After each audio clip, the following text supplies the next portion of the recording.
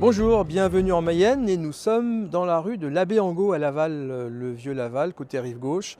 L'abbé Angot, historien du département dont on fête le centenaire de la mort, mais on en reparlera tout de suite. Je vous propose une balade en forêt avec des forestiers privés mayennais et des scolaires.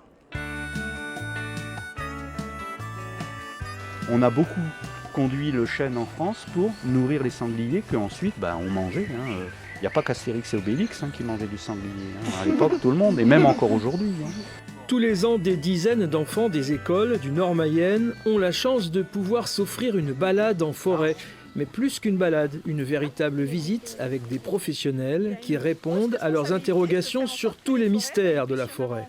Ils se posent beaucoup de questions, savoir comment on obtient un gros arbre comme celui-ci, comment ça pousse et quelle peut être l'interaction entre la personne qui va s'occuper de la forêt et l'arbre.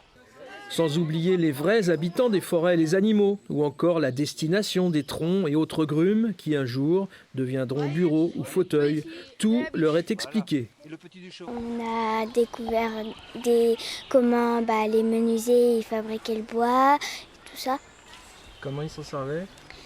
Ils fabriquaient beaucoup de choses aussi avec. Ils fabriquaient des escaliers, des meubles, plein de choses. L'organisateur de ces rencontres, c'est Fransilva, le syndicat des propriétaires forestiers de la Mayenne. Un département où presque tous les bois sont privés. Alors les heureux propriétaires aiment à partager leur passion. L'objectif, à partir du moment où on est propriétaire forestier, c'est comme un agriculteur. Donc, on appelle d'ailleurs les propriétaires forestiers des civiculteurs. Donc le rôle d'un propriétaire forestier, c'est de cultiver. Donc de cultiver sa forêt, d'entretenir sa forêt, faire les coupes au bon moment et d'arriver à avoir bien évidemment des arbres de bonne qualité. En Mayenne, ce syndicat compte 250 adhérents, une organisation nationale, mais ces visites scolaires sont en revanche une initiative locale. Au total, les élèves auront parcouru 3 km dans les bois, toujours plus sympa qu'un contrôle de mathématiques. Voilà, nous sommes toujours dans le vieux Laval, à côté de l'église Saint-Vénérand d'ailleurs, on entend les cloches. Alors on va rester dans la nature, après les arbres, les poules, et pas n'importe lesquelles, celles-ci sont nées à Paris, au palais de Tokyo, après avoir été couvées par un performeur mayennais.